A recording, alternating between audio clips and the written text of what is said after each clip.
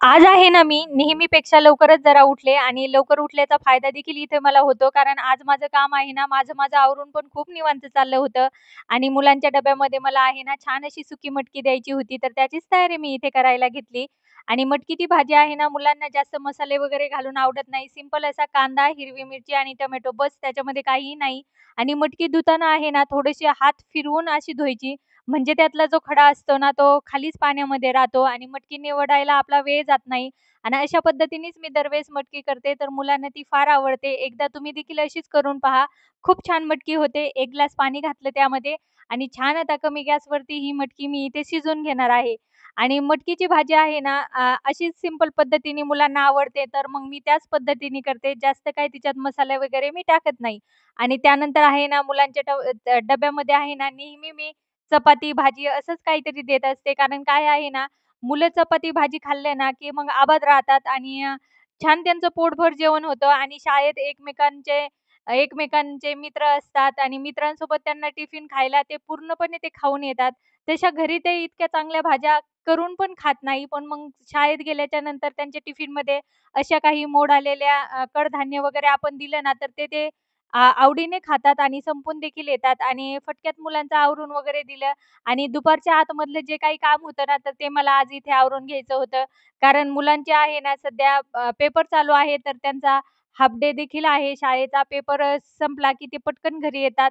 म्हणून मग माझं दुपारच्या आत काम आवरणं इथं गरजेचं असतं. तर मग मी पटकन बाहेर कपडे वगैरे छान धुवून वाळत घातले आणि त्यानंतर परत घरात आले. तर घरात आहे ना, सकाळची पासून माझी जी काही भांडी पडलेली होती ना, तर ती फटक्यात घासून घेतली. कारण कसं असतं ना, सकाळी लेकरं शाळेत जातात, मग नाश्ता वगैरे होतो त्यांचा.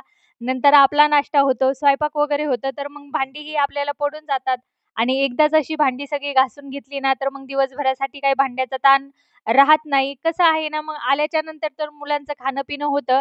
भांडे काही चुकतच नसतात. पण जे काही असतात ना किचन ओट्यावरती, ती पटकन घासून व्यवस्थित माझा ठेवण्याचा प्रयत्न असतो. कसं असतं ना, मग दिवसभरामध्ये भांडे छान वाळून जातात आणि त्यानंतर आहे ना, ह्या ज्या 2 काचेच्या बरण्या आहेत ना, तर ते खूप इच्छा आहे माझी, की पूर्ण प्लास्टिकच्या ज्या वरती ज्या बरण्या दिसतात ना तुम्हाला कॅबिनेटमध्ये, तर त्या सगळ्या अशा मला काचेच्या करून टाकायच्या आहेत. कारण काचेच्या बरण्या आहेत ना, खूप छान दिसतात किचनमध्ये असल्याच्या नंतर. काचेचं कुठल्याही वस्तू पहा, किचनमध्ये जर आपण ठेवल्या ना, तर त्या खूप छान दिसतात. सध्या तरी मी अशा 2 बरण्या मागवल्यात.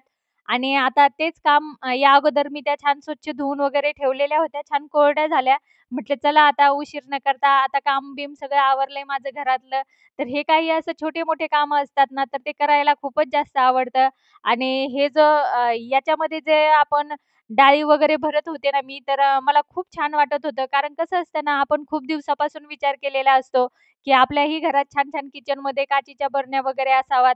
आणि मग या सगळ्या छोट्या-छोट्या गोष्टी आहेत ना, खूप छान मनाला आनंद देऊन जातात आणि पटकन मी मग छान कोरड्या वगैरे बरण्या झाल्या ना, तर एका बरणीमध्ये हरभऱ्याची डाळ भरून ठेवली आणि दुसऱ्या बरणीमध्ये आहे ना, मुगाची डाळ भरून ठेवली आणि सुंदर दिसत होत्या. म्हटलं सध्या 2च घेऊन पाहू. एकदाच्या सगळ्या घेणं नाही जमणार आपल्याला.